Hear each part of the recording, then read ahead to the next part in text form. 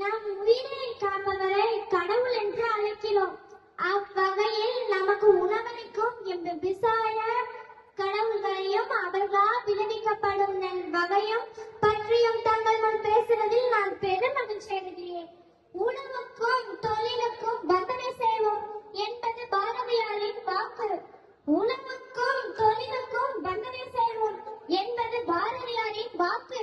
அப்படிப்பட்ட உணவு தொழிலில் உயர்ந்தாளியாகவும் மக்களின் முக்கிய உணவாகவும் விளங்குவது நெற்பயிர். ஆதிகாலம் தொட்டே நமது முன்னோர்கள் கருங்குருவை, மாப்பிளச்சம்பா, பூங்கார், தொடைச்சம்பா போன்ற ஆயிரக்கணக்கான பரம்பரை நெல் வகைகளை இயற்கை முறையில் விளைவித்து ஆரோக்கியமாக வாழ்ந்தார்கள். ஆனால் இன்றைய நவீன காலகட்டத்தில் அதிக விளைச்சல் என்ற ஒற்றை இலக்கை நோக்கி சென்று பல அரிய நெல் வகைகளை நாம் இழந்துவிட்டோம்.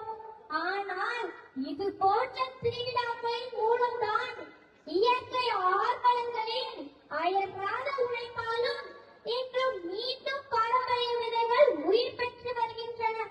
இது நம் மண்ணின் வளத்தை காக்கும் மாபெரும் முயற்சியாகும். சிறு கவிதை: பச்சை ஆடை உறுதி என்று பார்வையாலும் குளிர செய்து தலையசைக்கும் நெல்மணிகள் தன்னின் பசு தீர்க்கும் அமுதங்கள். மண்ணின் மணியின் முழத்திற்கு மலையின் துளியில் உயிர் கொடுத்து கணவன் உள்ளில் கதை புரிந்து கண்ணுக்கு விருந்தாய் நிற்குதடி. சேற்றில் உழைக்கும் கரங்களினால் சோறாய் மாறும் நெல்மணிகள். உலகனின் பெருமை துளிகளெல்லாம் ஒளிரும் தக்க கழுதடி. நெஞ்சம் நிறைந்த நிறைவோடு நெற்கதிரக்கும் நாள் வரையில் காற்றினில் ஆடும் நெல்வயலே காலத்தின் கொடையாய் வாழியவே என்ற நெல்லின் பெருமையை அழகாய் கூறியிருந்த கவிதை வரிகள்.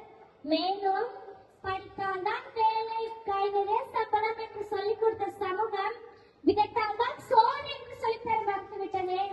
எனவே இயற்கையான முறையில் நெல் சாகுபடி செய்வதை வழக்கமாக்கி கொள்வோம். நம் சந்ததிக்கு ஆரோக்கியமான உணவையும் வளமான மண்ணையும் விட்டு செல்வோம் என்று கூறி விடை பெறுகிறேன். நன்றி, வணக்கம். ஒரு பணத்தை கனவழி கொடுத்துடலாம். படிச்சாதான் சோறு